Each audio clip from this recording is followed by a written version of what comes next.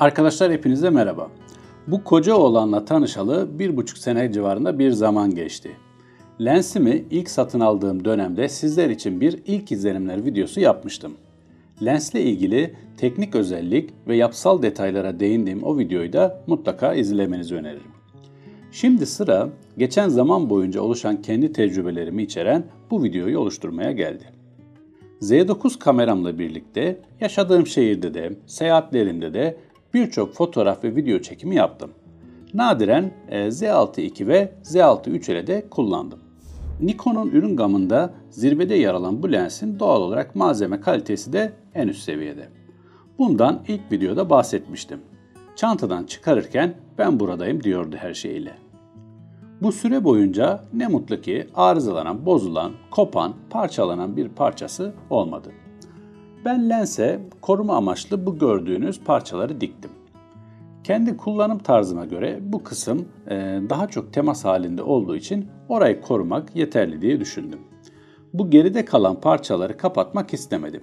Ya da bu lens için özel olarak satılan kılıflardan da sipariş etmedim. El emeği göz nuru. Lensimi soğuk ve sıcak ortamlarda kullandım. Geç tepki verme, sesli çalışma gibi durumlarla karşılaşmadım. Daha önemlisi Rize'ye gelen ipek kuyruk kuşunu bardaktan boşanırcasına yağan yağmurun altında uzun süre kalarak çektim.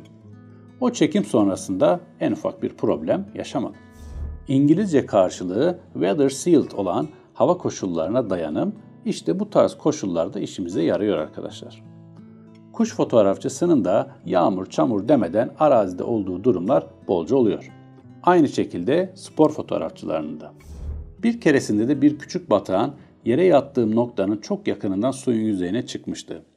O kadar yakındı ki netleme mesafesi 4,3 metre olan bu lensle onu görüntülemem mümkün değildi. Hareketsizce onu izlerken yine de beni fark etti ve aniden suyun dibine dalışa geçti. Tabii bu dalışı o küçük perdeli ayaklarıyla yaptı ve epeyce bir miktar suyu lensin tam içine doğru sıçrattı. Kuşlar benden uzaklaşınca yerden kalkıp lensi yumuşak bir bezle temizledim. Ama o bekleme süresince herhangi bir sızma durumu yaşamadım. Genel yapıyla devam edelim. Mesela bu taşıma kolu benim elime göre tam sınırda. Tutarken avucumun arkasını iyice geriye yaslıyorum. Şöyle 1-2 milim daha uzun olsaymış kendi açımdan daha güzel olabilirdi. Lens elimdeyken yaptığım yürüyüşlerimde bu iç kısımda kalan yumuşak parça çok faydalı oldu hep. Önceki nesil 500 mm f4 lensimde orada böyle bir destek yoktu. Ve köşeli yapısı eli biraz yoruyordu. El değiştirmeye itiyordu. Tripod kolu 360 derece dönebilen halkaya sabitleniyor. Halkayı bu yandaki kilidi açarak döndürebiliyorsunuz. Ancak yine ilk videoda bahsettiğim gibi 90 derece olarak konumlandırılmış bu beyaz noktaları karşı karşıya getirmek biraz zaman alıyor. Tam o noktalara geldiğinde bir tık hissi vermiyor. Yürüyüşten bahsetmişken böyle uzun uzun yürüyüşler yapmaya çok elverişli olduğunu söyleyemem. Ağırlığı birazdan değineceğim şekilde makul olsa da yine de büyük bir lens. Bir süre sonra yorgunluk yaratabilir, büyüklüğü nedeniyle de hedeflemede zorluklar yaşatabilir. Bu konu sadece bu lens özelinde bir durum değil elbette ama yine de tarzınızı iyi belirlemelisiniz. Lensimizde kontrol ve netleme halkasının dışında bir de fonksiyon halkası var. Bu halka 360 derece dönebilen bir yapıda değil. Kameranız içinden çeşitli komutları atayabiliyorsunuz.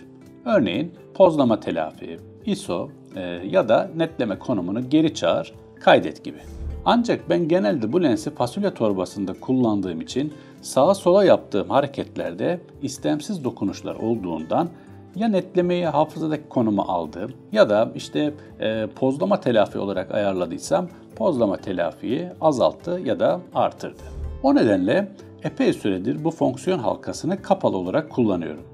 Ama tripodda ya da elde kullanıyor olsaydım pozlama telafi ya da netleme halkasının hafızaya alınması olarak kullanırdım yine. En azından o komutlar atanmış olurdu. Elde çekimde belki de yine de kullanmazdım.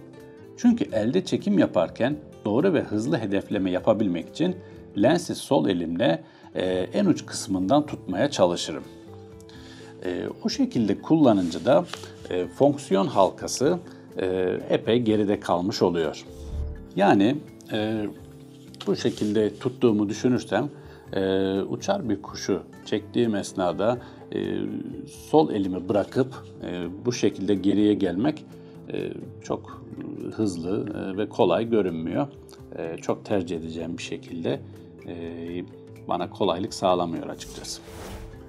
İşte 400 mm f4.5 lensim o konuda çok avantajlıydı. Uçar kuşlara elimde video çekerken kontrol halkası ile anlık pozlama telafi değişimi yapabiliyordum.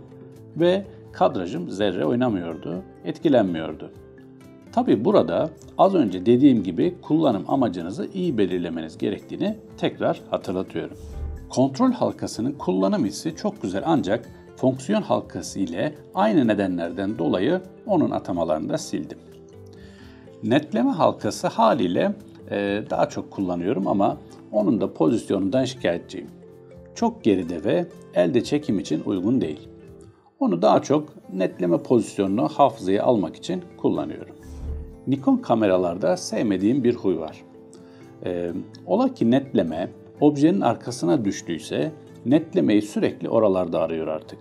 Yani hep yazılımsal olduğunu düşündüğüm şekliyle netlemeyi en yakından başlayarak yapmıyor gibi. Bu tarz durumlarda önceden lensi yere doğru tutarak yakında netleme aratır, sonra objeye yöneltirdim. Artık bu gördüğünüz memory set tuşuyla ya da fonksiyon halkası ya da düğme kısa yollarıyla netlemeyi en geride, en yakın konumda kaydediyorum. Olur da kamera arkaya bir yere netleme yaparsa tek dokunuşla en yakına alıp işleme devam ediyorum. Burada da bir kusur var ama. Kameranın pilini çıkarır ya da lensi değiştirirseniz bu hafıza değeri sıfırlanıyor. Ben her araziye çıkışımda en yakın pozisyonu hafızaya alıyorum öncelikle. Lensin üzerinde bir adet fonksiyon tuşu var. Bu lensin en arka kısmında ve sol tarafta olan düğme. Ben bu düğmeyi ön izleme olarak kullanıyorum. Vizördeki karmaşayı bir anda kaldırıp sade olarak görmemi sağlıyor. Fonksiyon halkasının hemen önünde ise 90 derece ara ile sıralanmış 4 adet fonksiyon 2 düğmesi bulunmakta. Bu düğmeler 4 tane ama görevleri tek. Görev olarak da hafızadaki netleme korumunu geri çağırma olarak kullanıyorum. En çok kullandığım düğmeler de bunlar sanırım. Sol tarafta bulunan limitör seçeneğimizin bu üst seviye lenste biraz daha detaylı olmasını beklerdim. Netleme aralığını ikiye bölen ve daha hızlı obje bulmaya yarayan bu limitör sadece sonsuzla 10 metre arasında netleme yapmaya imkan tanıyor. Bu da bizden uzakta olan objeler için kullanabileceğimiz anlamına geliyor ki az önce bahsettiğim gibi Nikon'da sevmediğim özellik netlemenin zaten geri kaçması. Keşke bu limitör içinde TC barındırarak özel bir konuma gelen bu lenste ayarlanabilir bir limitör olsaydı. Örneğin 4.3 ile 10, 15 gibi metre gibi seçenekler arasında da netleme aramayı sınırlayabilseydik. İşin ilginç tarafı ise bu yaklaşımın bildiğim kadarıyla Sony, Canon gibi üreticilerde de olması. Yani örneği olan, uygulanan bir metot. TC bahsi geçmişken ondan da bahsedeyim. Ne de olsa en önemli artısı bence bu. Kuşları fotoğraflarken tarzım onlara en yakın olacak şekilde pozisyonumu almak yönünde oluyor. Yani nasılsa 600 mm lensim var, nasılsa TC'si de var, uzaklardan fotoğraf çekeyim gibi bir düşünceye evrilmedi tarzım. O nedenle TC'yi çok fazla kullanmıyorum. Belki %15, %20. Bu bir çekinceden dolayı değil. Çünkü bu dahili TC gerçekten çok iyi iş yapıyor. TC dediğimiz şey araya eklenen bir eleman oluyor ve bu haliyle büyütme sağlıyor. Eğer siz iyi fotoğraf çekim koşullarını sağlayıp iyi fotoğraf elde edecekseniz TC ile yaptığınız çekimlerde iyi fotoğraflar oluyor. Ancak koşullar kötüyse, titreme varsa, termal etkisi varsa, siz kendiniz lensi uygun bir şekilde tutmuyorsanız TC'de doğal olarak bu kötü etkiyi daha görünür hale getiriyor. Yani özetle yorumum iyi ise iyi büyütüyor, kötü ise kötü büyütüyor. Yani bir başka deyişle TC'yi aktif ettiniz diye iyi olan kareniz kötü hale gelmiyor. Bu noktada korkusuzca TC'yi kullanabilirsiniz. Tabii önüne geçilemeyecek bir konu olarak diyaframınız 4'ten 5.6'ya kısılıyor. Dahili TC'nin en harika yönü adı üstünde dahili olması. Tek bir parmak hareketiyle aktif hale gelebiliyor ve video çekerken bile bu değişimi yapabiliyorsunuz. Yani kaydı durdurayım, TC aktif ya da pasif edeyim, sonra tekrar kaydı başlatayım diye bir durum yok. Vizörde TC elemanının saklandığı yerden çıkıp elemanlar dizisine katıldığını bir karartı şeklinde ekranınızda ya da vizörünüzde görüyorsunuz.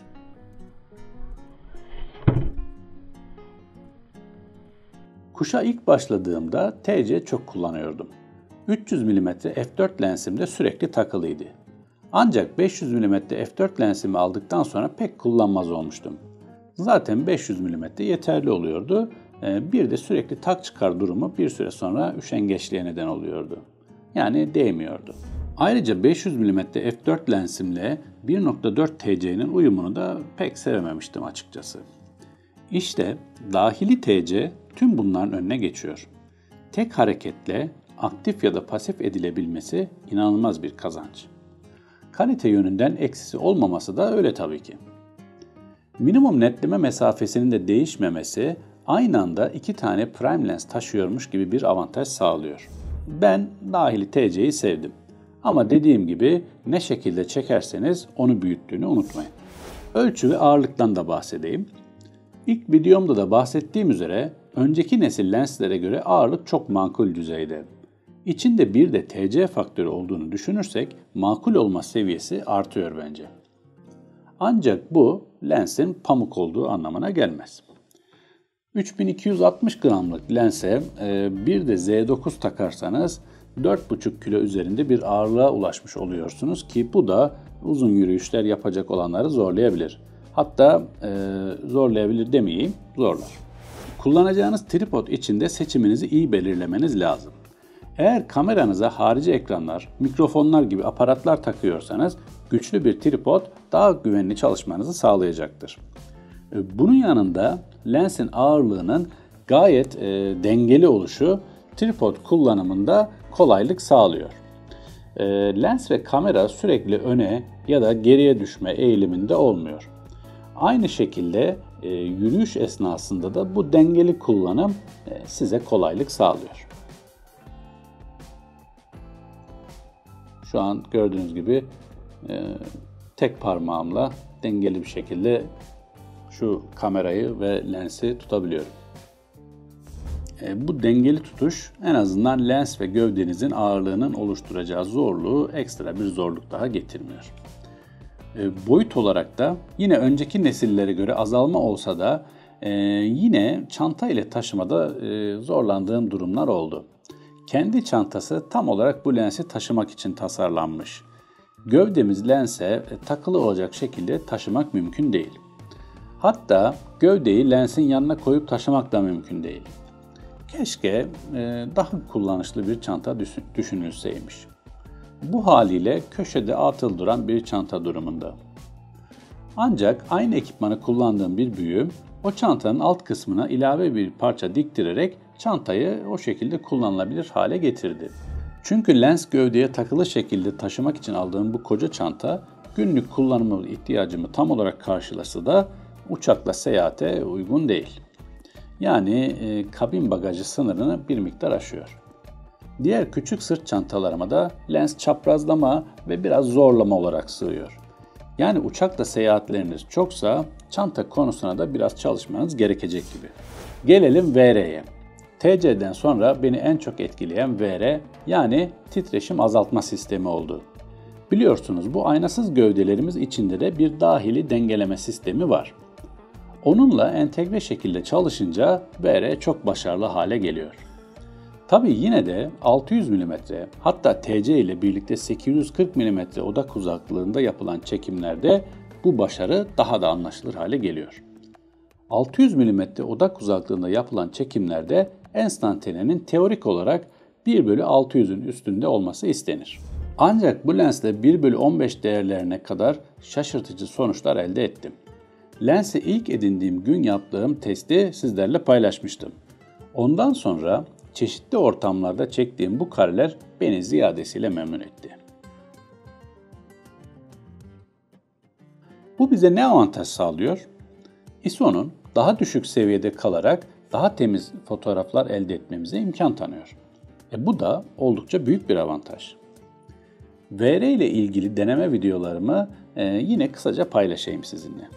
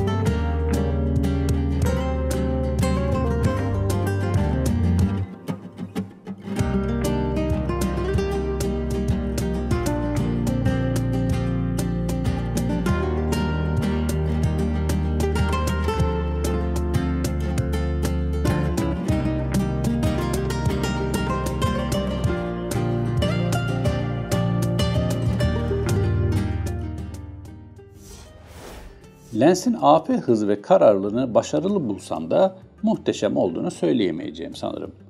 AF konusu gövde ile de ilgili bir durum tabii ama şöyle diğer lenslerden ayrılan, hani lensin ödemesini yaparken sırf AF hızı yeter diyeceğim bir AF hızı ile karşılaşmadım. Kötü mü? Söz konusu değil. Tabii ki değil. Bu lensi bir arkadaşım bana soracak olsa anlatacağım ilk 3 özelliği arasında AF hızı olmazdı sadece. Bu şımarık yorumum ardından uzun süredir video ile uğraşan birisi olarak çektiğim videolardan keyif aldığımı belirtmem gerekir. Bana doğru yüzerek gelen kuşlarda, uçarak geçiş yapan kuşlarda, takip ve kararlılıkta başarılı sonuçlar elde ettim. %100 mü diye sorarsanız tabii ki değil. Öyle bir ekipman olduğuna da inanmıyorum. Video çekmek fotoğraftan biraz daha zor. Fotoğrafta saniyede 20 kare çekerken hoşunuza gitmeyen, belki net düşmeyen kareleri silip atabilirsiniz. Ama videoyu izlerken netliğin kaçtığı durumlar seyir keyfini bozuyor. Normal oynatımda gözden kaçabilir belki ufak netsiz anlar ancak slow motion videolarda ahengin bozulmaması çok önemli. Benim özendiğim ve dikkat ettiğim bir durum en azından. Lensle yaşadığım bir olumsuz durumdan bahsedeyim şimdi. Bir akşam gün batımında alaca balıkçıl çekerken kuşa çok uzak mesafede olmamama rağmen çok kötü sonuçlarla karşılaşmıştım. İşin ilginci, vizörden ya da ekrandan net gördüğüm anlar kaydedildikten sonra incelediğimde tam olarak net olmadıklarını görmüştüm. Ve bu oldukça fazla canımı sıkmıştı. Daha sonra bu durumu aynı ekipmanı kullandığım büyüğümle konuşunca onun da başına bir kez geldiğini, lensi gövdeden ayırır gibi yapıp hızlıca yerine oturttuktan sonra düzeldiğini söyledi. Ertesi sabah denediğimde artık problem yoktu. Ben her ihtimale kontak noktalarını da temizlemiştim. Birkaç ay sonra öğle saatinde bir yırtıcı kuşu fotoğraflamak isterken benzer bir durum yaşadım. Ama o esnada kuşa çok uzaktım ve öğle saati olması nedeniyle fazlaca bir termal etkisiyle karşılaşmıştım. Orada da birçok fotoğrafı silmek zorunda kalmıştım. Termal konusuna yapacak bir şey yok tabii ki ancak ilk bahsettiğim konu kış ayında yaşanmıştı. Onun üzerine biraz araştırma yaptığımda parasoleyi çıkarıp çekim yapanların benzer durumlarda çözüme ulaştığı, yine araç içi ile dışındaki sıcaklık farklılığının bu tarz problemlere neden olabileceğini söyleyen sonuçlara rastladım ama yine de tam aklıma yatan bir cevaba ulaşamadım. Lens hem büyük bir odak uzaklığına sahip olması hem de f4 diyafram açıklığıyla objeyi arka plandan koparıp çekiyor. Alan derinliği etkisiyle fotoğraflara farklı anlamlar kazandırabiliyorsunuz. Tabii bunları yazılımsal olarak yapma imkanınız da var. Ama benim gözümde o fotoğrafçılıktan ressamlığa bir geçiş oluyor. Sırıtmayan, başarılı örnekleri takdir etsem de kendi fotoğraflarıma uygulama konusunda tercihlerim arasında yer almıyor. Arkadaşlar lensin bir kötü özelliği daha var. Öyle harika detaylar almama imkan tanıyor ki bazen fotoğraflara dalıp kuşların o müthiş tüylerini, desenlerini, renk geçişlerini izlerken buluyorum kendimi. Ya da bir sincapın gözünde kendimi görmek için zoom yapıyorum. Gerçekten ayırma gücü ve akabinde gelen keskinlik çok hoşuma gidiyor. En önemli artısı da bunu açık diyafram olan f4'te de sunabilmesi. Prime lenslerde bile diyaframın en açık değerinde bir parça softluk beklenir. O yüzden keskinlik için en açık değerden 1 ya da 2 stop sonrasıyla çekim yapmak istenirdi. Ama bu lens o konuyu benim için bitirdi. Özel bir alan derinliği isteğim yoksa gönül rahatlığıyla diyaframı f4'e getirebiliyorum. İşte az önce demiştim ya, bir arkadaşım bana bu lensi sorsa ona söyleyeceğim 3 özellikten biri diye, işte bu o 3 özellikten biri olurdu. Kararma etkisini en iyi f4 diyafram ile gökyüzüne doğru yaptığım çekimlerde görürüm diye düşündüm. Yırtıcı kuşları yaptığım çekimlerde çok dikkatli bakılırsa köşelerde bir kararma var gibi ama ciddiye alınacak boyutta değil. Lensin sevdiğim bir diğer özelliği ve tabii ki en önemli özelliklerinden biri de keskinliğin diyaframın en açık olduğu hallerde de köşelere kadar ulaşması. Bu da çektiğimiz karelerden farklı croplar, kesimler yaparak yeni ya da farklı anlatımlı fotoğraflar oluşturmamıza imkan tanıyor olması. Evet arkadaşlar, işte bu lensleri diğer lenslerden ayıranlarda da bu tarz öne çıkan farklılıklar oluyor. Yani bu lens sadece 600 mm odak uzaklığına ve f4 diyaframa sahip olduğu için bu fiyat etiketiyle satılmıyor. Video boyunca bahsettiğim tüm detaylar daha altta kalan lenslerden ayrılmasını sağlıyor. Daha anlatılacak çok detay, çok hikaye var ama özeti bu diyebilirim. Bugünkü aklım olsa bu lensi tekrar alır mıyım? Mevcut koşullarda kesinlikle. Ama sıfır olarak almak değil de yine ikinci el olarak alma şeklinde bir yol izlerdim. Peki 600 mm 6.3 diye bir soru gelecektir muhtemelen. O lensi uzun uzadıya inceleme fırsatım olmadı ancak gördüğüm kadarıyla çok başarılı bir lens. Ve evet, illaki sıfır olacak bir şekilde lens alacak olsaydım 6.3 versiyonu daha düşük fiyat etiketiyle kararımı zorlaştırırdı. Ben 600 f4'ü almadan önce 800 mm 6.3 lense de epeyce bakmıştım. Hatta siparişini vermek üzereyken karşıma bu f4'ün bir fırsatı çıkmıştı.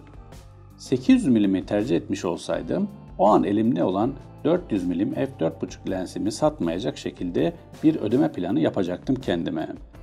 Çünkü 800 mm ne kadar başarılı bir lens olursa olsun kısıtlı bir kullanım sunacaktı. Hatta samimi fikrimi sorarsanız tüm bu bahsettiğim lensler dışında Nikon dahili TC barındıran bir 500 mm f4 lens piyasaya sürmüş olsaydı kesinlikle öncelikli hedefim olurdu. Ama şimdi 600 mm f4 lensimle mutlu mesut çekimlerimi yapıyorum. Daha farklı, daha yakından çekimler yapma şansına eriştim. İyi koşullarda tüm ekipmanlar zaten iyi sonuç üretiyor. Benim aradığım Karadeniz gibi çekim koşullarının zor olma ihtimalinin yüksek olduğu yerlerde bana her yönüyle yardımcı olacak ekipman. Bu VR başarısı da olur, tüm diyafram açıklıklarında keskinlik de olur, sessiz çalışma avantajı da olur. Evet arkadaşlar, dilim döndüğünce tecrübelerimi aktarmaya çalıştım. Unuttuğum, atladığım ya da sizin sormak istediğiniz konular varsa bana yorumlar kısmından yazmayı unutmayın. Görüşmek üzere, hoşça kalın.